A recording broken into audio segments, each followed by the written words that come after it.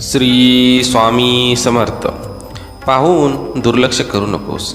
जर हा स्वामी संदेश तू वाचलास तर नशीबवान ठरशील. कदाचित ह्या क्षणी तुम्हाला खूप एकटेपणा वाटत असेल. कदाचित काही तुमच्या मनासारखे होत नसेल. पण काळजी करू नका, लवकरच तुमचे जीवन पुढील स्तरावर जाणार आहे. या आठवड्यात तुम्हाला असे चमत्कार दिसतील जे तुमचे आयुष्य बदलून टाकेल. माझ्यावर विश्वास ठेवा आणि पुढे जा. माझ्यावर विश्वास ठेव, मी तुझी साथ कधीच सोडणार नाही. चुकीच्या गोष्टी मागे धावू नका, कारण लवकरच मी तुम्हाला आशीर्वाद देईल. तुझा परमेश्वराच्या शक्तीवर विश्वास असेल तर आत्ताच हा संदेश लाईक कर आणि ज्यांना याची गरज असेल त्यांना हा माझा संदेश शेअर कर. भाग्यवान ठरशील. स्वामी म्हणतात, चूक महत्त्वाची असेल तर व्यक्ती विसरावी आणि व्यक्ती महत्त्वाची असेल तर चूक विसरावी. जेव्हा माणसांच्या गरजा बदलतात तेव्हा त्यांची बोलण्याची पद्धत पण बदलते. शांत राहण्यासारखे दुसरे उत्तर नसते आणि माफ करण्यासारखी दुसरी शिक्षाही नाही.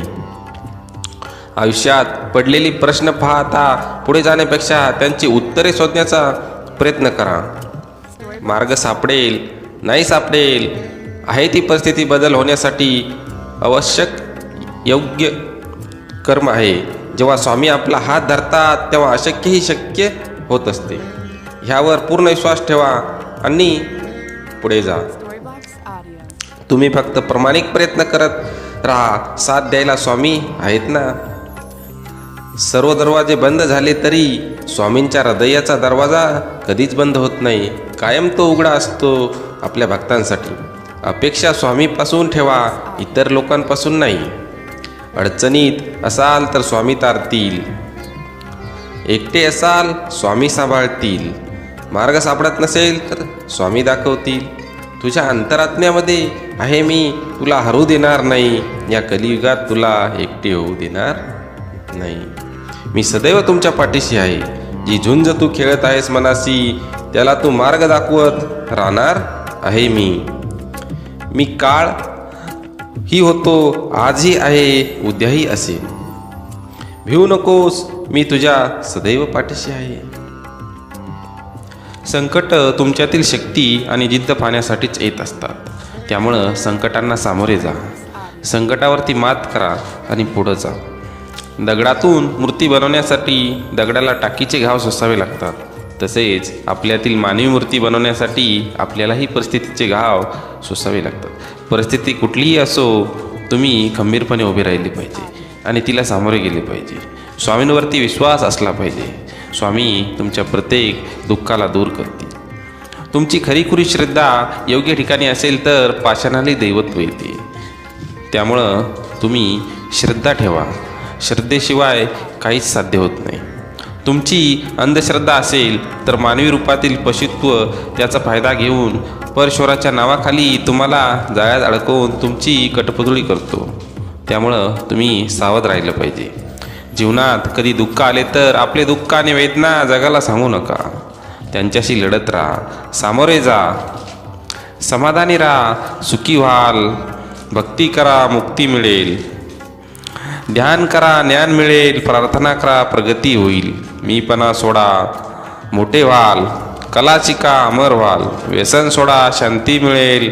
सहाय्य करा, सोबत मिळेल. दान करा, धन मिळेल. त्याग करा, आत्मानंद मिळेल. श्रम करा, सुख मिळेल. जिथे सर्व असमर्थ तिथे फक्त स्वामी समर्थ. मी सर्वत्र आहे, मी चराचरात व्यापून आहे. मी वारा आहे, मी पाणी आहे. आकाशही मीच आहे, गाणगापुरातही मीच आहे. दुर्वावर, कैलासावर आणि गरुडावरही मीच आहे. मी कुठेही गेलेलो नाही, मी सदैव तुमच्या पाठीशी आहे. असे स्वामी समर्थ सांगतात. मीपणा दूर ठेवून जा, विश्वास ठेवा. पदरी अपयश कधीच येणार नाही. हृदयातल्या मंदिरात अंधार असेल तर घरातल्या देवाऱ्यात दिवा लावून फायदा नसतो. त्यामुळं तुम्ही विश्वास ठेवला पाहिजे. आपल्यातील मीपणा ओळखला पाहिजे. सतत स्वामी समर्थावरती विश्वास ठेवला पाहिजे. स्वामी आपल्या सदैव पाठीशी आहेत. त्यामुळे आपण सर्व चिंता स्वामींवरती सोडून पुढे जायला हवे. श्री स्वामी समर्थ यांची निष्ठा ठेवून त्यांची सेवा केली पाहिजे. श्री स्वामी समर्थ आपल्या वाक्यामध्ये सांगतात, भिवू नकोस, मी तुझ्या पाठीशी आहे. त्यामुळे स्वामी हे सदैव आपल्या पाठीशी असतात. गरिबाला केलेले दान आणि सद्गुरू स्वामींच्या मुखात घेतलेले नाव कधी वाया जात नाही. देवाला हे कधी सांगू नका की तुमच्या अडचणी किती मोठ्या आहेत. ते अडचणींना सांगा की तुमचा देव किती मोठा आहे.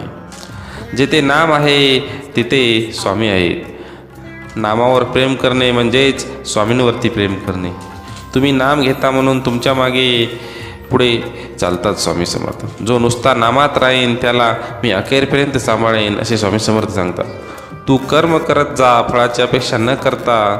अरे कर्म करणे हे तुझे कर्तव्य आहे आणि तुझ्या कर्माला योग्य फळ देणे ही आमची जबाबदारी आहे.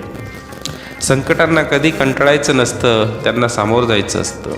कोणी नाव ठेवेल तर थांबायचं नसतं. आपल्याला आपलं चांगलं काम करत राहायचं असतं. जीवनाच्या बँकेत पुण्याचा बॅलन्स पुरेसा असेल तर सुखाचा चेक कधीच बाउन्स होणार नाही. फक्त स्वतःचा विचार करणारे लोक फार थोड्या काळासाठी प्रगती करतात, पण जे सगळ्यांचा विचार करतात त्यांची प्रगती कायम होत राहते. विचारावर लक्ष ठेवा, त्यांचे शब्द होतात, आणि शब्दांवरती लक्ष ठेवा, त्यांच्या कृतीत उतरतात. कृतीवर लक्ष ठेवा, त्या सबबी बनतात. सबबीवर लक्ष ठेवा, त्यातून चरित्र घडते.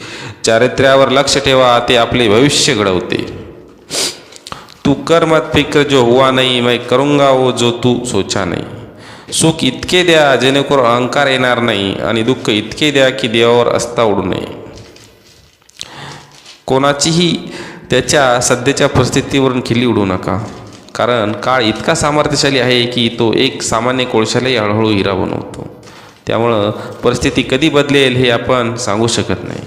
मनामध्ये श्रद्धा आणि विश्वास असेल तर कोणतीही गोष्ट अशक्य नाही. उपवास हा नेहमी अन्नाचाच का करावा? कधी कधी वाईट विचारांचा करावा. कधी उपवास अहंकाराचा करावा, कधी उपवास मीपणाचा करावा. तुझ्या अंतरात्म्यामध्ये आहे मी, तुला हरू देणार नाही. या कलियुगात तुला एकटे होऊ देणार नाही.